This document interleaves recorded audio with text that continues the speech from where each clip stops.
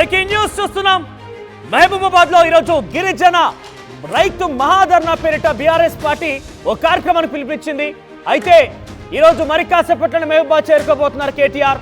అయితే కేటీఆర్ టూర్ లో high tension నెలకొంది.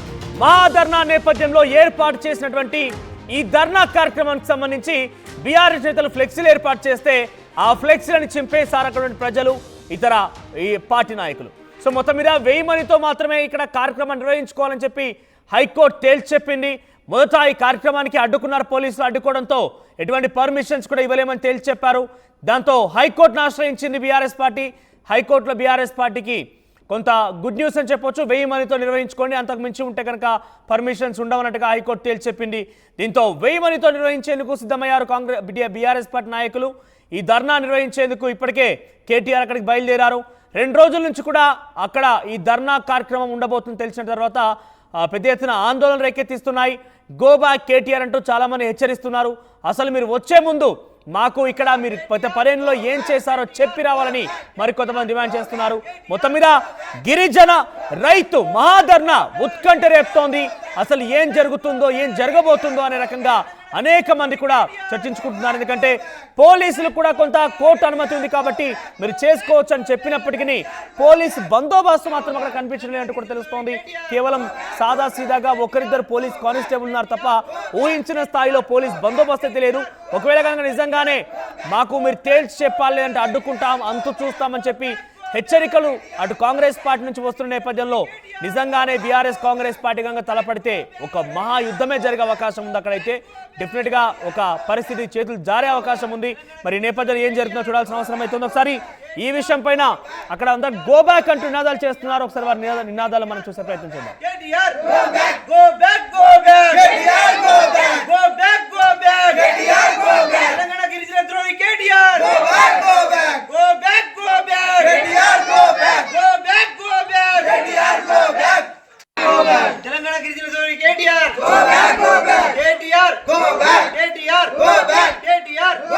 కేటీఆర్ అంటూ మాట్లాడుతున్నారు. వారు గో బ్యాక్ అంటూ నినాదాలు చేస్తున్నారు. ఎట్టి పరిస్థితుల్లో కూడా కేటీఆర్ ని రానిచ్చే ప్రసక్తే లేదంటూ హెచ్చరిస్తున్నారు. అయితే ఈ విషయం పైన Dornakal MLA doctor Ramachandra Naik react అయ్యారు. ఆయన కేటీఆర్ ని గో బ్యాక్ అనడమే కాకుండా కొన్ని సవాళ్లు కూడా చేశారు. అవేంటో చూద్దాం.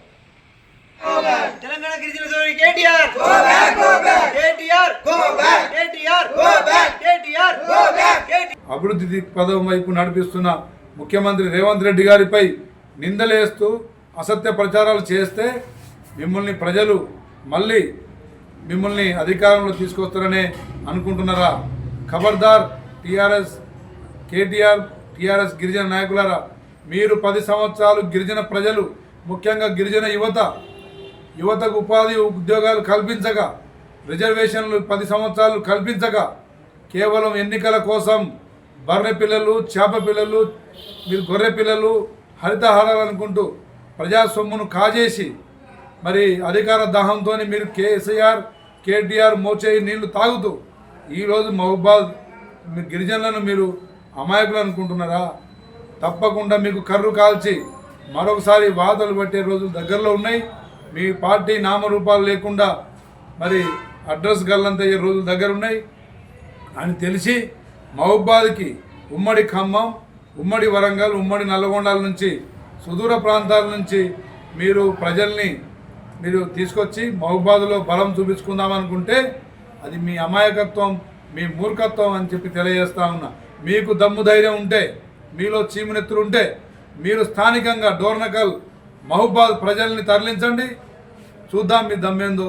మీరు ఎక్కడి నుంచో జనాలను తీసుకొచ్చి మరి వేరే జిల్లాల నుంచి మీరు జనాలను తరలించి మహబూబాద్లో మీ బలం ఉందని చూపించుకుందామనే కుట్రను తప్పకుండా ప్రజలే గమనిస్తారు, ప్రజలే మీకు బుద్ధి చెప్తారని చెప్పి తెలియజేస్తారు. సో గిరిజనులు ఏమాత్రం కూడా కేటీఆర్ చెప్పేటువంటి మాటల్ని యాక్సెప్ట్ చేయడం లేదు. కేటీఆర్కి ఏమాత్రం కూడా నైతికత లేదు. గత 10 ఏళ్ల పరిపాలనలో 10% రిజర్వేషన్ల పేరిట గిరిజనులని అనేక రకాల నయవంచన గురి చేసి ఏ ఉద్యోగం ఇవ్వకుండా గొర్రెలు బర్రెలు అని చెప్పినటువంటి కేటీఆర్కి ఇక్కడ ఏ రకంగా నైతికత ఉంది అంటూ ఎమ్మెల్యే రామచంద్ర నాయక్ డిమాండ్ చేస్తూనే హెచ్చరిస్తూనే మరోవైపుగా సుదూర ప్రాంతాల నుంచి ఇతర జిల్లాల నుంచి తరలించిన కారు దమ్ముంటే మహబూబాద్ నుంచి గిరిజనులు తీసుకువెళ్ళండి ఆ ధర్నాకి అని చెప్తున్నారు ఆయన. సో చాలా ఒక రకంగా చూడాలంటే సవాల్ చేస్తున్నారు, దమ్ముంటే తేల్చుకుందామంటేగానే మాట్లాడుతున్నారు. ఈ పరిస్థితుల నేపథ్యంలో ప్రజెంట్ మహబూబాబాద్ ఎటువంటి సిచ్యువేషన్ ఉంది, మా ప్రతినిధి వెంకటరత్నం అందిస్తారు మరింత సమాచారం. ఎస్ వెంకటరత్నం, సో ఎటువంటి సిచ్యువేషన్ ఉంది మహబూబాబాద్ నియోజకవర్గంలో? మహబూబాబాద్ ఈరోజు కేటీఆర్ గిరిజన రైతు మహాధర్నా చేపట్టబోతున్నారు. సో కోర్టు పర్మిషన్స్ అయితే వచ్చాయి, 1000 మందితో మాత్రమే వాళ్ళకి ఈ ధర్నాని సభ చేసుకునేందుకు అర్హత ఉంది, అనుమతి ఉంది. సో ఏ రకంగా ఉంది, ఏ రకంగా జన సమీకరణ జరుగుతోంది, ముఖ్యంగా అక్కడ పోలీసులు ఏ రకంగా బందోబస్తు నిర్వహిస్తున్నారు? అయితే మొన్న మహాధర్నాకు పిలుపునిచ్చినటువంటి నేపథ్యంలో అక్కడ ఉన్నటువంటి కాంగ్రెస్ నేతల హెచ్చరికల నేపథ్యంలో బీఆర్ఎస్ పార్టీ ఇక్కడ హైకోర్టును ఆశ్రయించింది. ఈ నేపథ్యంలో హైకోర్టు కూడా కొంత అనుమతినిచ్చింది. ఎందుకంటే 25వ తారీఖు అంటే ఈ రోజు సోమవారం రోజు పరిమిత సంఖ్యలో అంటే 1000 మందికి మించకుండా సభ నిర్వహించి తీరుకోవచ్చు అన్నటువంటి ఒక సూచనలు కూడా చేసింది. దీన్ని దృష్టిలో పెట్టుకుని బీఆర్ఎస్ నేతల్లో ఉన్నటువంటి అసంతృప్తి కొద్దిగా తొలగి ఈ రోజు మాత్రం కొద్దిగా ఉత్సాహమైనటువంటి వాతావరణం నిర్వహించుకోవడానికి తలపెట్టిండ్రు. దీనికి పోలీసులు కూడా సహకరించినటువంటి పరిస్థితి. ఎందుకంటే హైకోర్టు ఉత్తర్వులు ఇచ్చిన తర్వాత ఖచ్చితంగా విధిలేని పరిస్థితుల్లో పోలీసులు సపోర్ట్ చేసి తీరాల్సినటువంటి పరిస్థితి నెలకొంది. అయితే ఇంత జరుగుతున్నప్పటికీ కూడా 1000 మందితోటి ఒక ఫంక్షన్ హాల్లో వీళ్ళు ఏర్పాటు చేసుకుంటున్నారు. సభకు సంబంధించినటువంటి ఫ్లెక్సీలు కూడా ఏర్పాటు చేసుకున్నారు. నిన్న రాత్రి ఫ్లెక్సీలు ఏర్పాటు చేయడంతో ఇక్కడ కొంతమంది కాంగ్రెస్ నేతలు అలాగే కొన్ని గిరిజన నాయకులు కూడా మళ్ళీ హెచ్చరికలు పంపిస్తున్నటువంటి పరిస్థితి నెలకొంది. రాత్రి కొన్ని ఫ్లెక్సీలను చింపివేయడంతో మళ్ళీ ఉద్రిక్త వాతావరణం నెలకొంది. వాతావరణం ఒక్కసారిగా వేడెక్కింది. ఒక హైటెన్షన్ వాతావరణం మహబూబాబాద్ లో నెలకొన్నటువంటి పరిస్థితి.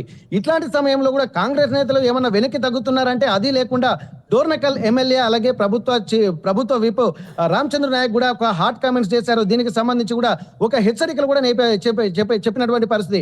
ఇప్పటి వరకు 10 ఏళ్లలో బీఆర్ఎస్ పాలనలో గిరిజన అలాగే బడుగు బలహీన వర్గాలు వెనుకబడిపోయారు. ఎట్లాంటి నైతికత ఉందని చెప్పి వీళ్ళు ఒక మహాధర్నాకు పిలుపునిచ్చారనేటువంటి ఒక సూచనలు కూడా చేస్తున్నారు. కొన్ని ప్రశ్నలు కూడా సంధిస్తున్నటువంటి పరిస్థితి అయితే నెలకొంది. అయితే ఇప్పటి వరకు 10 ఏళ్ల పాలనలో బీఆర్ఎస్ చేసినటువంటి అన్యాయాల్ని అక్రమాల్ని కట్టడి చేయడంలో భాగంగానే కాంగ్రెస్ ప్రభుత్వం వచ్చిన తర్వాత ఒక సర్వతోముఖ అభివృద్ధి కోసం ప్రతి ఒక్క డిపార్ట్మెంట్ ను కూడా డెవలప్మెంట్ చేసుకుంటూ అన్ని వర్గాలకు సమన్వయం చేసే విధంగా సీఎం రేవంత్ రెడ్డి ప్రయత్నిస్తున్నారు. దానికి సంబంధించి సపోర్ట్ చేయాల్సింది పోయి ఇంకా విమర్శించడం దేనికన్నటువంటి ఒక హాట్ వ్యాఖ్యలు చేస్తూ బీఆర్ఎస్ పార్టీ యొక్క పనితీరును 10 ఏళ్ల పాలనను ఎండగట్టేటువంటి ప్రయత్నం చేశారు. మీరు ఈ మహాధర్నా నిర్వహించడానికి ఎలాంటి నైతికత కూడా లేదన్నటువంటి ఒక హాట్ కామెంట్స్ కూడా చేసినటువంటి పరిస్థితి. అయితే ఈ రోజు హైకోర్టు ఇచ్చినటువంటి నేపథ్యంలో సభకు అన్ని ఏర్పాట్లు చేశారు. పేద గిరిజన రైతు మహాధర్నా అన్నటువంటి ఒక పేరు పెట్టి వాళ్ళకు అంటే అన్యాయం చేసినటువంటి దానికి నిరసనగా ఈ ధర్నా కార్యక్రమం చేపడుతున్నామని చెప్పి దీనికి ఒక నామకరణం చేశారు. అయితే ఈ నేపథ్యంలో కేటీఆర్ కూడా హైదరాబాద్ నుంచి బయలుదేరి మహాధర్నాకు బయలుదేరినటువంటి నేపథ్యంలో ఇక్కడ కాంగ్రెస్ నేతలు అలాగే గిరిజన నాయకులు స్థానికులు కూడా చేస్తున్నటువంటి కామెంట్స్ కూడా ఒక ఉద్రిక్త వాతావరణాన్ని పెంచాయి. మహాధర్నాకు సంబంధించి ఎక్కడ ఏర్పాటు చేశారు? ఒక బహిరంగ ప్రాంతంలో ఈ ధర్నా ఏర్పాటు చేస్తున్నారా? ముఖ్యంగా కేటీఆర్ వస్తున్నారంటేనే సుమారుగా ఆయన కార్యకర్తలు లెక్కించుకున్నా కూడా ఆ దారి పొడుగుతా కార్ల ర్యాలీ చూసినా ఏం చూసినా కూడా 1000 మందికి మించే అవకాశం ఉంటుంది. ఈ నేపథ్యంలో ఎవరెవరు అక్కడ జన సమీకరణ కోసం ఏర్పాటు చేస్తున్నారు, ఎంతమంది ఉండే అవకాశం ఉంది? ఒక లిమిట్ ఎక్సీడ్ అయితే కనుక పోలీసులు ఆ యొక్క ధర్నాన్ని కార్యక్రమాన్ని తిరిగి అడ్డుకునే అవకాశం ఉందా? ఎస్, ఇక్కడ మనం మాట్లాడుకోవాల్సింది ఏంటంటే ఇక్కడ వీళ్ళు చెప్తున్నది ఏంటంటే 1000 మందికి మాత్రమే పరిమితం అని చెప్పి హైకోర్టు చెప్పింది. దానికి సంబంధించి పోలీసులు కూడా కొంత తక్కువ ఏర్పాట్లు చేశారు. అంటే అనుకున్న విధంగా ఉద్రిక్త పరిస్థితులు ఉన్నప్పటికీ కూడా పోలీసులు ఎక్కువ సంఖ్యలో మోహరించినటువంటి పరిస్థితి అయితే లేదు. ఇప్పుడు మీరు చెప్పినట్టుగా దాదాపు హైదరాబాద్ నుంచి వెళ్తున్నటువంటి కాన్వాయే చాలా ఎక్కువగా ఉంది. కొంత ఉద్రిక్త పరిస్థితుల్లో కూడా వీళ్ళు కూడా దేనికంటే దానికి సిద్ధంగా ఉన్నామని చెప్పి కార్యకర్తలకు పిలుపునిచ్చారు.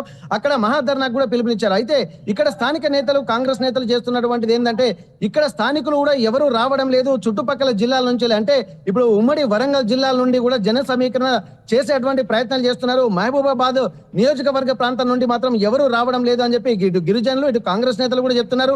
బయట నుంచి ఎవరు వచ్చినా వాళ్ళపై రాళ్ల దాడికి మళ్ళీ సిద్ధం అని చెప్పి హెచ్చరికలు చేస్తున్నారు. కానీ మహాధర్నా ఉద్దేశం ఏంటి? మహాధర్నా అనేది ఒక బహిరంగ ప్రాంతంలో జరుగుతోందా లేదంటే కార్యాలయం ప్రభుత్వ కార్యాలయం ముందు బైఠాయించబోతున్నారా? అసలు ఏం జరుగుతోంది? ఇప్పుడు మనం విజువల్స్ కూడా చూడొచ్చు. ఒక ఫంక్షన్ హాల్లో మాత్రం అంటే ఎక్కువగా బయట బహిరంగంగా అంటే కూడా ఎక్కువ ప్లేస్ ఉండేటువంటి అవకాశం ఉంటుంది. కాబట్టి ఒక చిన్న గ్రౌండ్ అంటే ఒక ఫంక్షన్ హాల్ లాంటి ప్రాంతంలో కూడా ఏర్పాటు చేశారు. దీనికి సంబంధించి పూర్తి ఏర్పాట్లు కూడా చేశారు. 1000 మందికి అన్నట్టే ఉంది, కానీ అక్కడ ఎక్కువ మంది కూడా వచ్చేటువంటి అవకాశం కూడా ఉంది. ఒకవేళ ఎక్కువ మంది వస్తే పోలీసులు ఏం చేస్తారన్నది కూడా చూడాలి. ఎందుకంటే పోలీసుల తీరు కూడా కొంత అసందిగ్ధంగానే ఉంది. ఎందుకంటే ఇక్కడ వాళ్ళు ఇక్కడ దాదాపు మీటింగ్ కూడా అన్ని ఏర్పాట్లు చేస్తున్నామని చెప్తూనే ఉన్నారు. కాంగ్రెస్ నేతలకు కూడా హెచ్చరికలు చేశారు. ఎందుకంటే హైకోర్టు ఇచ్చినటువంటి నేపథ్యంలో ఖచ్చితంగా సభ వాళ్ళు నిర్వహించుకోవచ్చు, మేము కూడా దానికి ప్రొటెక్ట్ ఇవ్వాల్సినటువంటి అవసరం ఉంది. అధికారంలో ఎవరున్నా కానీ ధర్నాను ఎవరు చెడగొట్టినా, ధర్నాకు ఎవరు అభ్యంతరాలు ప్లస్ అడ్డంకులు సృష్టించినా కానీ వాళ్ళపై ఖచ్చితంగా కేసులు నమోదు చేస్తామని చెప్పి కూడా పోలీసులు కూడా ఇటు కాంగ్రెస్ నేతలను ఎవరైతే హెచ్చరికలు చేస్తున్నారో వారికి కూడా పరోక్షంగా హెచ్చరికలు చేసి నిన్న రాత్రి కూడా వాళ్ళకు సందేశం కూడా పంపించినటువంటి పరిస్థితి అయితే కనుకుంది. అయినప్పటికీ కూడా కాంగ్రెస్ నేతలు మాత్రం ఎక్కడా వెనక్కి తగ్గడం లేదు. ధర్నాను అడ్డుకొని తీరుతామని చెప్పి అంటున్నారు. ఎందుకంటే ఒక పాజిటివ్ ఎన్వైరన్మెంట్ లో కాంగ్రెస్ ప్రభుత్వం వెళ్తున్నప్పుడు ఈ నేపథ్యంలో మళ్ళీ అధికారం కోసం ఇక్కడ బీఆర్ఎస్ నేతలు ప్రయత్నం చేస్తున్నారు. అధికార దాహంతో ఉన్నారు. అధికారంలో ఉన్నప్పుడు ఏం చేయలేదు, కానీ మళ్ళీ అధికార దాహంతో అధికారం కోల్పోయేసరికి వాళ్ళు ఉండలేకపోతున్నారు అన్నటువంటి హాట్ కామెంట్స్ కూడా చేస్తున్నారు. అందులో భాగంగానే ప్రజల్ని రెచ్చగొట్టి ప్రశాంత వాతావరణాన్ని చెడగొడుతున్నారు అన్నటువంటి ఒక భావన కాంగ్రెస్ నేతలు కూడా ఏర్పాటు చేస్తున్నారు. దానికి సంబంధించి కూడా బహిరంగంగానే విమర్శిస్తున్నటువంటి పరిస్థితి. అయితే వీటన్నిటిని దృష్టిలో పెట్టుకొని ఈ రోజు మరికొద్ది సేపట్లో దాదాపు జరగబోయేటువంటి బహిరంగ సభకు కూడా గతంలో మహబూబాద్ ఎమ్మెల్యేగా పనిచేసినటువంటి శంకర్ నాయక్ సంబంధించి కొన్ని భూ కబ్జాలు చేశారు ఆయన. ఆ భూ కబ్జాల్లో ఏకంగా అక్కడ ఆరోపణలు చేసినటువంటి బాధితులు చూస్తే గనక కేసీఆర్ల హస్తం కూడా ఉంది. ఆ రోజు మేము శంకర్ నాయక్ ఈ రకంగా చేస్తున్నాడని చెప్పి పలుమార్లు మీ దగ్గరికి వచ్చి చెప్పినా మొరబెట్టుకున్న కనీసం మా గురించి పట్టించుకున్న పాపాన పోలేదు. ఇప్పుడు ఏ రకంగా వస్తారో రండి చూసుకుందాం, మీ యొక్క అడ్డుకుంటామని చెప్పినటువంటి ఆ రైతులని కానివ్వండి, ఆ బాధితుల్ని కానివ్వండి, ఎలా చూడాలి ఇప్పుడు వారు నిజంగా అడ్డుకుంటే కనుక ఎటువంటి పరిస్థితి తలెత్తే అవకాశం ఉంది? ఇప్పటి వరకు మీరు చెప్పినట్టు మాజీ ఎమ్మెల్యే శంకర్ నాయక్ మహబూబాద్ ఎవరైతున్నారో అతని మీద ఇప్పటికీ భూ కబ్జాల ఆరోపణలు కూడా చాలా వచ్చాయి. గతంలో కూడా ఇది అధికారుల దృష్టికి కూడా వెళ్ళింది. ఎందుకంటే స్థానికంగా ఉన్నటువంటి బీఆర్ఎస్ జిల్లా అధ్యక్షుడికి అలాగే ఎమ్మెల్యేకి కూడా గతంలో పడలేదు. బహిరంగంగానే విమర్శలు జరిగినాయి.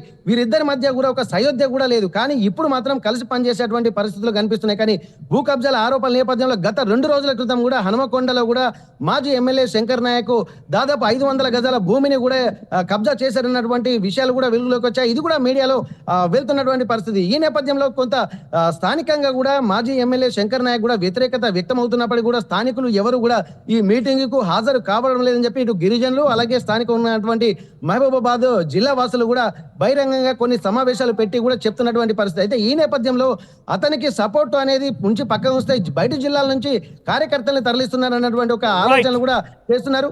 దీనికి సంబంధించి కూడా వీళ్ళు ఎంత ఏర్పాటు చేస్తారు, అంటే పబ్లిక్ ఎంత వస్తుంది, 1000 మంది మించి వస్తే పోలీసుల ఆలోచన విధానం ఎలా ఉంటుంది, అనుకున్నట్టుగా 1000 మందిని లెక్కబెట్టి ఒక్కొక్కరిని లోపలికి పంపిస్తారా, లేకపోతే ఒక బహిరంగంగా ఉన్నటువంటి దాన్ని కూడా వీళ్ళు పోలీసులు యాక్సెప్ట్ చేస్తారా అన్నది కూడా వేచి చూడాల్సినటువంటి పరిస్థితి ఉంది. మనోజ్ రైట్ వెంకటరత్నం. సో మొత్తం మీద కేటీఆర్ మహబూబాద్ ధర్నాకి బయలుదేరారు. ఆయన గిరిజన రైతు మహాధర్నా పేరిట ఈ యొక్క కార్యక్రమం తీసుకున్నారు. అంటే ముఖ్యంగా లగచర్ల ఘటన తర్వాత గిరిజన పైన కేసులు మోపింది ప్రభుత్వం, కావాలనే రైతుల్ని ఇబ్బంది పెడుతోంది, గిరిజన రైతుల యొక్క భూములు లాక్కునే ప్రయత్నం చేస్తుందని మొదలైనటువంటి ఆ రోజు ఆ మాట కాస్త లగచర్ల ఘటన నుంచి దాని ఉదాహరణగా దాన్ని ఒక రకంగా చెప్పాలంటే ఫాలోఅప్గా తీసుకున్న బీఆర్ఎస్ పార్టీ ఈరోజు ఈ గిరిజన రైతు మహాధర్నాకు పిలుపునిచ్చింది.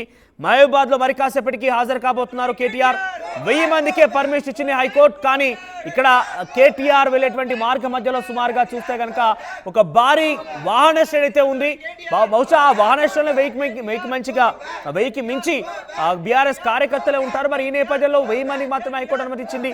మరి ఏ రకంగా సిచ్యువేషన్ ఉంటుంది, పోలీసులు అడ్డుకుంటారా, ఎవరైనా నిలిపివేస్తారా, లేదంటే కొంతమంది మాత్రం అనుమతిస్తారా చూడాల్సిన అవసరం అయితే ఉంది. సో మొత్తం మీద రైతు గిరిజన మహాధర్నాకు సంబంధించి మరి కాసేపట్లోనే కేటీఆర్ అక్కడ వెళ్ళబోతున్నారు. మీరు చూడొచ్చు ఏర్పాట్లకు సంబంధించి తెలుస్తోంది మనకు ఫస్ట్ బాక్స్ లో. అది ఏర్పాట్లకు సంబంధించినటువంటి ఎక్కడైతే మహాధర్నా కార్యక్రమం ఉండబోతుందో అక్కడ ఏర్పాట్లకు సంబంధించి మనం చూస్తున్నాం ఆ టీవీ స్క్రీన్ పైన. ఒకసారి అక్కడ మహబూబాద్ ప్రజానికం కేటీఆర్ గో బ్యాక్ అని నాదాలు చేస్తున్నారు. దాంతో పాటుగా ఎమ్మెల్యే రామచంద్ర నాయక్ కూడా హెచ్చరించారు. అవి మనం చూద్దాం. అభివృద్ధి పదం వైపు నడిపిస్తున్న ముఖ్యమంత్రి రేవంత్ రెడ్డి గారిపై నిందలేస్తూ అసత్య ప్రచారాలు చేస్తే ప్రజలు మళ్ళీ మిమ్మల్ని అధికారంలో తీసుకొస్తారనే అనుకుంటున్నారా? ఖబర్దార్ టీఆర్ఎస్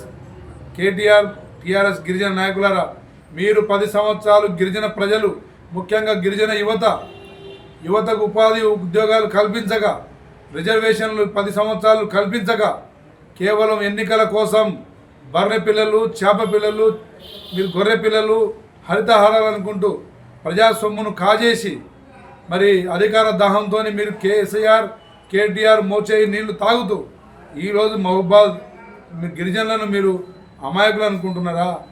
తప్పకుండా మీకు కర్రు కాల్చి మరొకసారి వాదలు పట్టే రోజులు దగ్గరలో ఉన్నాయి. మీ పార్టీ నామరూపాలు లేకుండా మరి అడ్రస్ గల్లంతయ్యే రోజులు దగ్గర ఉన్నాయి అని తెలిసి మహబూబాద్కి ఉమ్మడి ఖమ్మం, ఉమ్మడి వరంగల్, ఉమ్మడి నల్లగొండల నుంచి సుదూర ప్రాంతాల నుంచి ప్రజల్ని తీసుకొచ్చి మహబూబాద్లో బలం చూపించుకుందామనుకుంటే అది మీ అమాయకత్వం, మీ మూర్ఖత్వం అని చెప్పి తెలియజేస్తా ఉన్నా. మీకు దమ్ము ధైర్యం ఉంటే, మీలో చీమునెత్తులు ఉంటే మీరు స్థానికంగా డోర్నకల్ మహబూబాద్ ప్రజలు